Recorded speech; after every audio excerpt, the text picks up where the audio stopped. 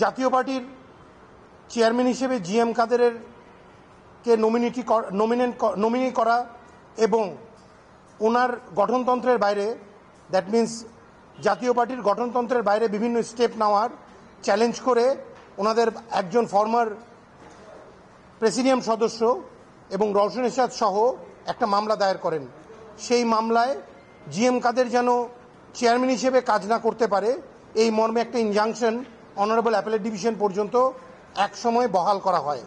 পরবর্তীতে অ্যাপেলেট ডিভিশনের অর্ডারের উপর বেস করেই বিচারিক আদালতে ওরা যেই আপিলটা ফাইল করেছিলেন সেই আপিলের নিষ্পত্তি জিএম কাদের তার আইনজীবীর মাধ্যমে চান এবং সেই আপিলটা আলটিমেটলি নিষ্পত্তি হয় যেটা রওশন এরশাদ এবং যারা গঠনতন্ত্রের সংস্কার চেয়ে মামলা করেছিলেন তাদের পক্ষে।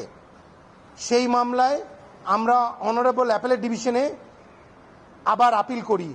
আজকে সেই আপিলের নিষ্পত্তি হয় এবং আমাদের প্রেয়ার ছিল আমরা যেন অনারেবল অ্যাপেলেট ডিভিশন একটা আমাদেরকে ডাইরেকশন দেয় যে বিচারিক আদালতের মামলাটা সামনের 3 মাসের মধ্যে বা 2 মাসের মধ্যে নিষ্পত্তি করা হয়। অনারেবল অ্যাপেলেট ডিভিশন আমাদের এই আদেশটা, আমাদের এই প্রেয়ারটা গ্রহণ না করে আমাদের আপিলটা রিজেক্ট করে দেয় এবং বলে হাইকোর্টের মামলাটাই দ্রুত নিষ্পত্তি করার জন্য এবং সেইখানেই যেন, দ্যাট মিন্স হাইকোর্টে যেই যেন আমরা বলি যে নিম্ন আদালতে যেই মামলাটা পেন্ডিং তা যেন সামনের একটা নির্ধারিত টাইমের মধ্যে নিষ্পত্তি করে দেয়।